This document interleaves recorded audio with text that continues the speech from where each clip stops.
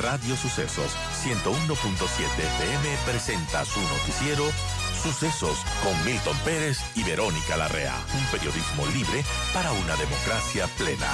Los hechos y las opiniones de los sucesos que marcan nuestro tiempo.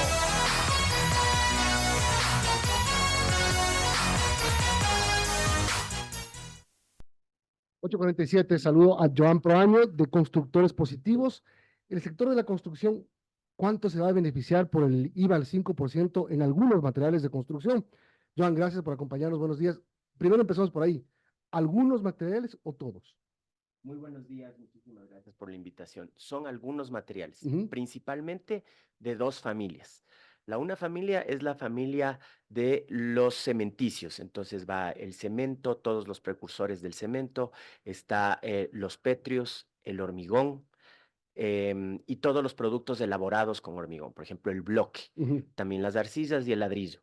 Y la otra familia es la de las varillas, pero solamente las varillas de 8, 10 y 12 milímetros de espesor. ¿Qué sirven para qué Es exactamente? decir, estos materiales sirven generalmente para la construcción de viviendas pequeñas, Ya, de remodelaciones, de ampliaciones, de construcción, digámoslo así. Si bien es cierto, esto también se utiliza en las construcciones grandes, en las construcciones formales, pero y ya te voy a explicar por qué ajá, este mecanismo no beneficia, no está diseñado para que beneficie a los promotores inmobiliarios, sino más bien a la ciudadanía en general y se reactive el sector un poco informal de la construcción. Si nosotros vemos en las periferias de la ciudad, lo que la gente hace primerito es hacer sus paredes, su losa, y luego de a poquito van, conforme tienen dinero, van completando su construcción. ajá. Generalmente ahí los acabados es lo último que utilizan.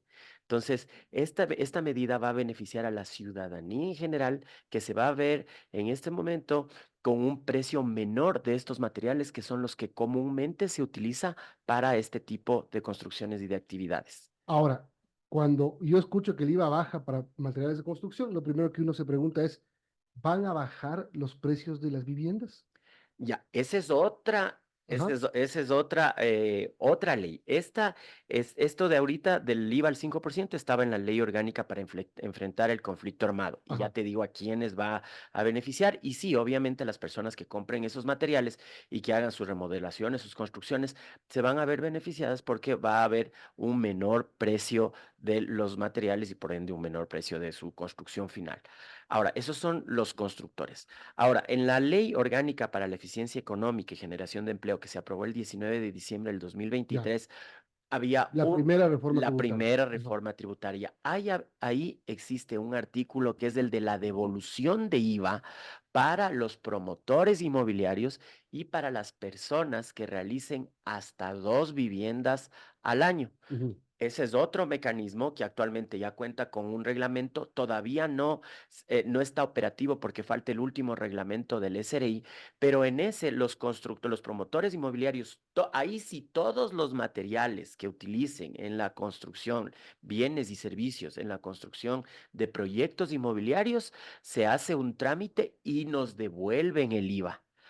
Y con esto lo que se espera es que sí, si es que esta devolución es efectiva, es oportuna y en realidad se da, porque hay que ver otros casos en los cuales no se da la Y ahí devolución va del eso, IVA. justamente, porque claro, una cosa es que el mecanismo sea bien concebido, otra cosa es que el trámite logre realizarse y otra cosa es que exista el dinero, porque estamos viendo, por ejemplo, gente de la tercera edad que, que pide de favor al gobierno que le devuelvan el IVA. Si en esas cosas más pequeñas no se devuelve el IVA, ¿cómo se puede pensar que a los promotores de construcción se les puede devolver el IVA? Bueno, aquí hay dos cosas. Entonces te Ujú. decía, si es que todo eso pasa y si es que todo se da de manera correcta, entonces los precios de las viviendas al consumidor final tenderán a bajar, porque en los promotores vamos a tener un menor costo.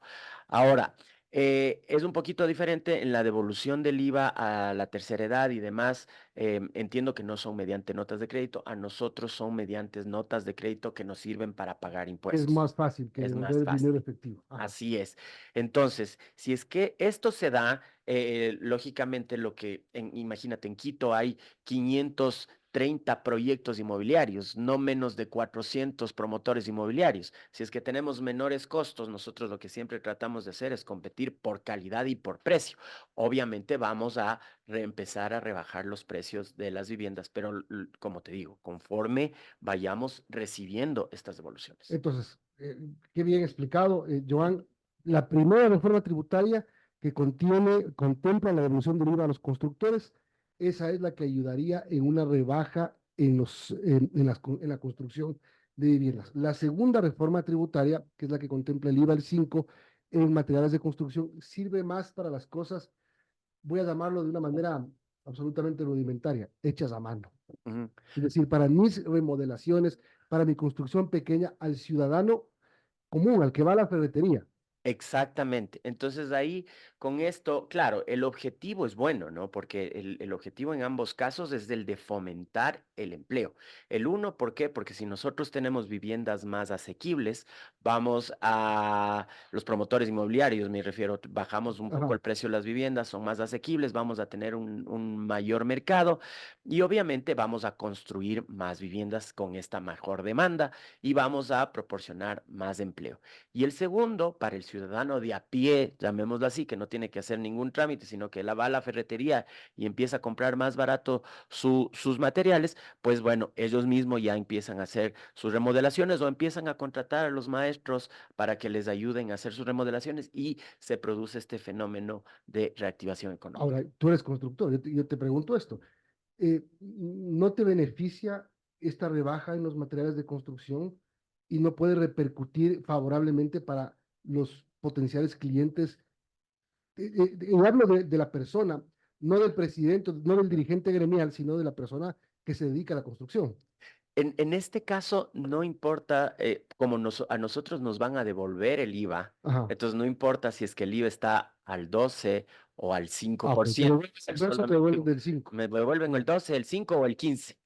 Cualquiera Perfecto. de los IVAs me devuelven con este procedimiento, entonces al fin y al cabo no tiene un impacto grande, claro, un impacto temporal sí por el flujo de caja, porque tú comienzas a pagar ya materiales al 5%, pero es muy temporal y es solamente en el flujo de caja. Son las 8:55. Estamos hablando con Joan Proaño. Él es de constructores positivos. Ahora, otro tema que es bien importante. Baja el IVA al 5% para materiales de construcción. Se contempla la devolución del IVA a los constructores, pero sube el interés hipotecario en los Ujú. bancos. Entonces, ¿cómo se puede decir que por un lado se vuelve atractivo o más atractivo el negocio y el acceso a la vivienda, pero por el otro lado el crédito baja, porque Claro. va a bajar? Sí, nosotros ahí, bueno, por definición, los constructores nunca vamos a estar a favor de una subida de las tasas de interés, porque esto lo que hace es que reduce la capacidad adquisitiva o reduce la capacidad de endeudamiento de las personas.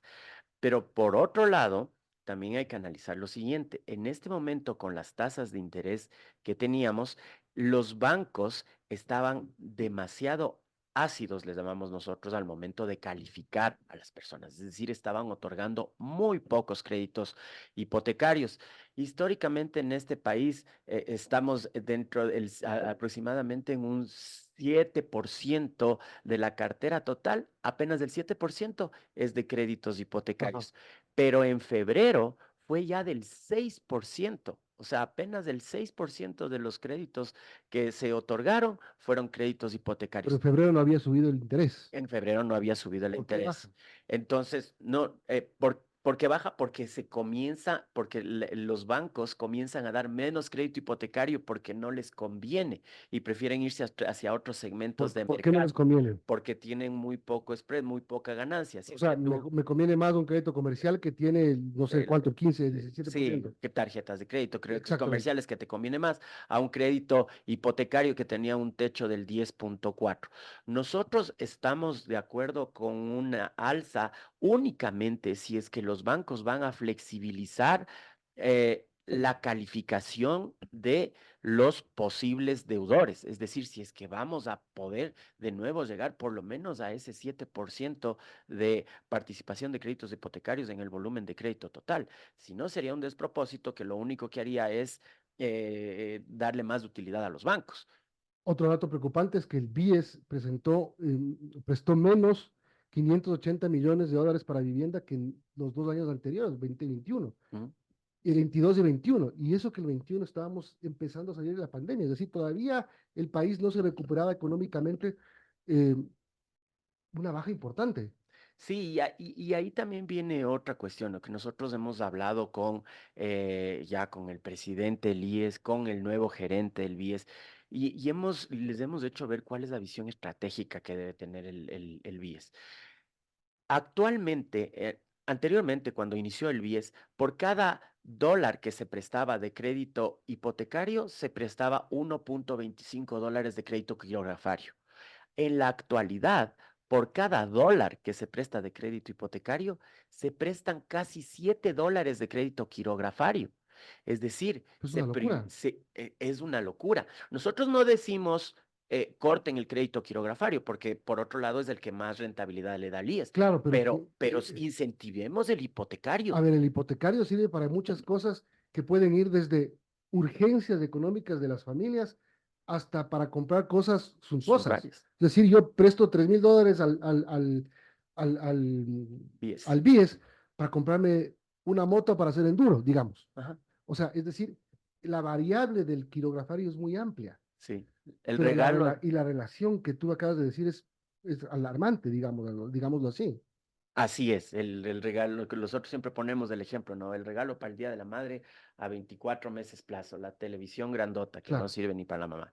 Pero bueno, en definitiva, sí, nosotros lo que decimos es, tiene que haber tenemos que equiparar un poco, así como nos llegan los mensajes, a todos nos llegan los mensajes al celular, su crédito quirografario está aprobado, también debe llegarnos pues de la misma manera su crédito hipotecario, usted es sujeto de crédito, porque claro. muchas de las personas ni siquiera saben que con las condiciones actuales de crédito, de las tasas de interés subsidiadas y de las tasas preferenciales del BIES, pueden comprarse una vivienda con lo mismo que pagan de arriendo por una vivienda de similares características. Exactamente. Lo que pasa es que no tienes el acceso al crédito.